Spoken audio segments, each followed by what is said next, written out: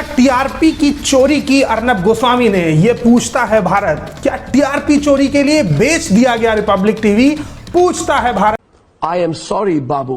नमस्कार, मेरा नाम राघव है और आप बोलतंत्र देख रहे हैं। ये बिकने का दौर है। इस दौर में सांसद विधायक बिक रहे हैं, सरकारें बिक रही हैं, पार्टियां बिक रही हैं। तो टीआरपी क्यों ना बिके? बड़े बड़े मीडिया हाउस तो बिक ही गए हैं। कितने स्कैम सामने आए आपके, जब टीवी के पत्रकारों ने खुले तौर पर कैमरे के सामने दलाली की। आप तब भी ये बात नहीं मान रहे थे कि मीडिया बिकता है। अब मीडिया जिस चीज के लिए काम करता है वो चीज भी बिकने लगी है। वो चीज टीआरपी है। अगर आपके पास थोड़ा बहुत पैसा है तो अपने अपने हिस्से की टीआरपी आज ही खरीद लीजिए। कहीं कल ऐसा ना हो कि सारी टीआरपी बिक जाए और आपके खरीदने के लिए कुछ बचे ही ना। क्योंकि अगर जनता के पास टीआरपी नहीं होगी तो उसके मुद्दों पर बात कौन करेगा? सुशांत सिंह राजपूत की आत्महत्या या हत्या के मामले पर रिपब्लिक टीवी ने जिस तरीके से अपनी आवाज का इस्तेमाल किया, ऐसा लग रहा था कि एक स्पीकर उसके मैक्सिमम वॉल्यूम पर पहुंच गया है और इससे ज्यादा तेज बजाया जाएगा तो फट जाएगा। हुआ भी कुछ वैसा ही। आपने टॉम एंड जेरी देखा होगा, किस तरीके से दो कार्टून टीवी पर लड़ते हैं। अब मीडिया का भी वही हाल हो गया है। आज तक और रिपब्लिक टीवी बस एक दूसरे का गिरेबान नहीं पकड़ रहे हैं, बाकी लड़ाई वैसी ही चल रही है जैसी होती है। अर्नब गोस्वामी का चैनल, जिसे रिपब्लिक भारत भी कहते हैं, जब टीआरपी स्कैम में फंसा और मुंबई की पुलिस ने ये बात साफ की कि 3 ऐसे बड़े चैनल जिनके नाम सामने आए हैं जो टीआरपी स्कैम में हैं, तो उसके बाद से लगभग ये बात तय हो गई कि अर्नब गोस्वामी भी इस सवालों के घेरे में आएंगे। मुंबई पुलिस ने तो यहां तक कह दिया कि रिपब्लिक भारत के अकाउंट को सीज किया जा सकता है और अर्नब को पुलिस के सामने सफाई भी देनी पड़ सकती है। लेकिन अर्नब टस से मस नहीं होते हैं। वो अपने टीवी चैनल पर आते हैं और फिर उसी अंदाज में नमस्कार दोस्तों और चिल्लाते हैं। चिल्लाने का जोर थोड़ा और बढ़ जाता है और मुंबई पुलिस से कहते हैं कि रोक सको तो रोक लो। ये पत्रकारिता की गुंडई का दौर है। उस दौर में जब पत्रकारिता ये भूल गई कि पुलिस इस देश का एक अंग होती है। अगर जनता का भरोसा पुलिस पर से उठ जाए तो क्या आप भारत की कल्पना कर सकते हैं? ये बात पढ़े लिखे पत्रकार नहीं समझते हैं, या वो कुछ ज्यादा पढ़े लिखे हो जाते हैं। इस देश को हमेशा खतरा बुद्धिजीवी पत्रकारों से रहा है, क्योंकि जनता के साथ उठने बैठने वाले पत्रकार जन सामान्य की बात करते हैं। बुद्धिजीवी पत्रकार, जिनकी बुद्धि जीवित भी नहीं है, वो ऐसा एक अरोमा क्रिएट करने की कोशिश करते हैं जिसके भीतर जनता के सवाल गायब होते हैं। रिपब्लिक भारत ने पिछले 3 महीने में जितने भी डिबेट की हैं, उनमें से एक भी डिबेट किसानों के मुद्दे पर नहीं थी, एक भी डिबेट बेरोजगारी पर नहीं थी। फिर वो कौन सा भारत था जिसकी टीआरपी के लिए रिपब्लिक ऐसा सवाल करता है? अब कॉमन पीपुल, आम आदमी के मन में बड़ा सवाल है कि टीआरपी ऐसी कौन सी चीज है जिसकी चोरी रिपब्लिक भारत ने की है? क्या ये टीआरपी किसी बैंक के हिस्से में रखी होती है या किसी घर के बंद बक्से में होती है? तो इस बात को समझिए कि ये टीआरपी लोकतंत्र का हिस्सा है। ये मीडिया जो लोकतंत्र का चौथा खंभा कहा जाता है, उस लोकतंत्र की प्रामाणिकता का एक हिस्सा बना था टीआरपी। टीआरपी से विज्ञापन खरीदने में आसानी रहती है। जिस चैनल की जितनी ज्यादा टीआरपी होती है उसको उतने महंगे विज्ञापन मिलते हैं। जरा सोचिए कि अगर कोई एक चैनल टीआरपी के एक बड़े हिस्से को खरीद लेगा तो बाकी चैनलों को क्रश करना कितना आसान होगा। ये बात मैं आपको बार बार समझाता हूं कि इस देश में मीडिया संस्थानों को एक तौर पर केंद्रित किया जा रहा है। मतलब ये कि कुछ गिने चुने मीडिया संस्थान ही इस देश की मीडिया का पूरा काम देखेंगे। जैसे इस देश में उद्योग का पूरा काम अंबानी भैया देख रहे हैं, वैसे ही मीडिया का पूरा काम अर्नब भैया देखने लगेंगे। तो अगर देश के मजबूत स्तंभ 1-2 व्यक्तियों तक सीमित हो जाएंगे, तो इस दौर में जब सब बिक रहा है और वो लोग भी बिक गए, तो आप मीडिया के तौर पर किससे उम्मीद करेंगे? अब एक वीडियो देखिए जिसमें आज तक ने अर्नब को उसी के अंदाज में जवाब दिया है।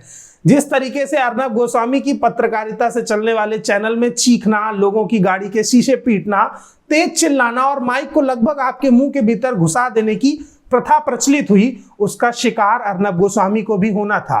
ऐसा नहीं है कि जब महामारी आती है तो उसका शिकार कोई एक आदमी होता है। ये मीडिया में टीआरपी की महामारी है और इसका शिकार अर्नब गोस्वामी खुद हो रहे हैं।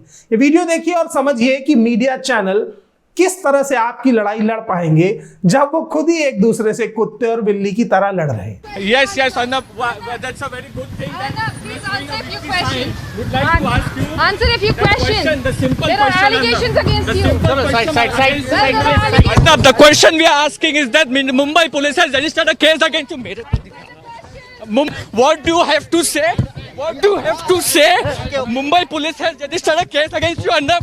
What do you have to say on the entire TRP scam? Arnab, did you fudge the TRP? Arnab! Arnab! Did you fudge the TRP? The simple question we are asking. इस वीडियो के बाद एक बात तो साफ हो गई कि अर्नब के चेहरे पर जो गुस्सा है, जो खीज है, वो कहीं ना कहीं ये बात साबित करता है कि भांडा फूट चुका है।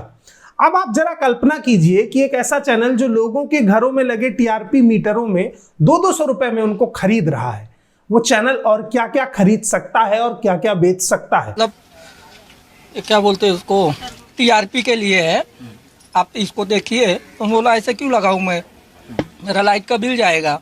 उन्होंने बोला नहीं, आपको इसको 200 रुपये आपको हर महीना मिलेगा। हम लोग टीआरपी के लिए ऐसा कर रहे हैं, हर जगह लगा रहे हैं। 12 मीटर से विविध भारती से कहा गया था कि आपके घर पे आपका नाम सिलेक्ट हो गया है, सर्वे हुआ था, वहां पर आपका नाम सिलेक्ट हो गया है, आपके घर पे अब मीटर लगेगा। जो चैनल टीआरपी खरीद रहा है वो चैनल खुद को भी बेचने में पीछे नहीं हटेगा। एक बात जरा सामान्य तौर पर समझिए, क्योंकि कई लोग हम में से टीआरपी को नहीं समझ पाते। टेलीविजन रेटिंग पॉइंट वो हिस्सा होता है जिसमें कुछ घरों में सामान्य मीटर लगाए जाते हैं, और ये बात उन घर वालों को भी नहीं पता होती है जिनके घरों पर ये मीटर लगे होते हैं। मसलन ये बात अपने दिमाग से निकाल दीजिए कि देश की 130 करोड़ आबादी मिलकर टीआरपी डिसाइड करती है। ये भ्रम एकदम गलत है।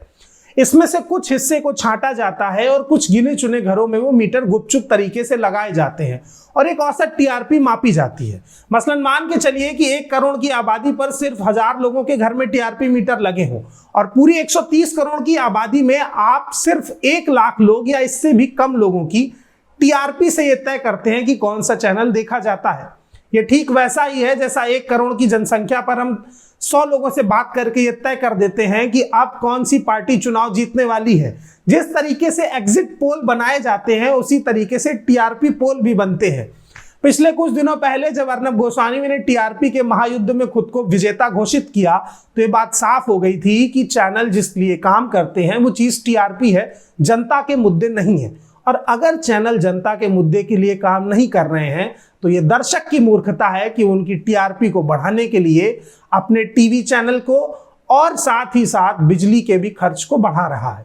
अगर आपका मुद्दा टीवी से गायब है तो आप टीवी से क्यों चिपके हुए हैं? ये सवाल भी भारत को पूछना चाहिए था, लेकिन ये सवाल नहीं पूछता है भारत, क्योंकि इससे उसकी रोजी रोटी पर भी बड़ा खतरा है। रिपब्लिक टीवी की पत्रकारिता को सनसनीखेज पत्रकारिता मत कहिए। ये घातक पत्रकारिता है, ये हमलावर पत्रकारिता है। सनसनी का मतलब होता है खबर को जोरदार तरीके से परोसना, लेकिन अगर खबर ही जानलेवा हो जाए तो उसे सनसनी नहीं, हत्यारी पत्रकारिता कहते हैं। पालघर के मामले को अर्नब तब से भुना रहे हैं जब से ये हिंसा शुरू हुई थी, और उसको पूरा सांप्रदायिक रंग अर्नब गोस्वामी ने दिया। सोनिया सेना जैसा शब्द आप सोचिए कि एक टीवी चैनल में किस तरीके की गरिमा को स्थापित करता होगा। क्या किसी एक पार्टी की बुराई किसी मीडिया चैनल द्वारा की जानी चाहिए? सरकार की बुराई करना एक नैतिक जिम्मेदारी होती है मीडिया की, लेकिन रिपब्लिक तो विपक्ष की बुराई पर ही अपना झंडा कायम रख रहा है। तो ये बात साफ है कि इस देश का दिग्गज चैनल जो खुद को दिग्गज कहता है, इस देश का वो चैनल जो खुद को सर्वश्रेष्ठ बताता है, हम ही हम हैं, उस चैनल की टीआरपी लूट का भांडाफोड़ हो गया है। एक आदमी जो टीआरपी का चोर है उसे पत्रकार मत कहिए। और एक बात और ध्यान रखिए कि जो चैनल रिपब्लिक से आज सवाल कर रहे हैं वो साफ सुथरे नहीं हैं। उनके गिरेबान भी टीआरपी की कालिक से रंगे हुए हैं। जो रेप की खबरों को एक्सक्लूसिव की पट्टी के साथ चलाते हैं वो तमाम चैनल आज रिपब्लिक से टीआरपी का हिसाब मांग रहे हैं। आप सोचिए कि कितनी कमाल बात है। 2 चोर एक दूसरे से कह रहे हैं कि तुमने चोरी की है, और पहला चोर दूसरे से कह रहा है कि तुमने ज्यादा की है, मैंने कम की है, और ये सब आपकी आंखों के सामने हो रहा है और आप चोर को पहचान नहीं पा रहे हैं। असल में ये इस देश की मीडिया की आजादी की लूट है जिसको आप सेलिब्रेट कर रहे हैं। रुक जाइए, थम जाइए और संभल जाइए, कहीं ऐसा ना हो कि बहुत देर हो जाए। टीआरपी के इस रंगे चैनल में कहीं आपके मुद्दे खो ना जाए। कहीं ऐसा ना हो कि इस देश का किसान, इस देश का मजदूर, इस देश का युवा और बेरोजगार टीवी की बहस से गायब हो जाए। अगर ये सब टीवी के बहस से गायब हो गए तो टीवी पर जो चीजें चलाई जाएंगी वो आपका नुकसान ही करेंगी। मैं आपसे बार बार कहता हूं कि जब भी चैनल देखिए तो अपने मुद्दों को ढूंढिए, अपने मुद्दों को पहचानिए और बोलतंत्र को जरूर सब्सक्राइब कीजिए, क्योंकि हम आपको वो दिखाते हैं जो तमाम चीजें मेन स्ट्रीम मीडिया आपको नहीं दिखाता है। तब तक के लिए हमारे साथ बने रहिए और हमें ये जरूर बताइए कि इस टॉम एंड जेरी के झगड़े में क्या आपको लगता है कि रिपब्लिक भारत ने टीआरपी की लूट की है, और अगर आपको नहीं लगता है तो भी कमेंट बॉक्स में हमें जरूर बताइए और हमारे साथ बने रहिए।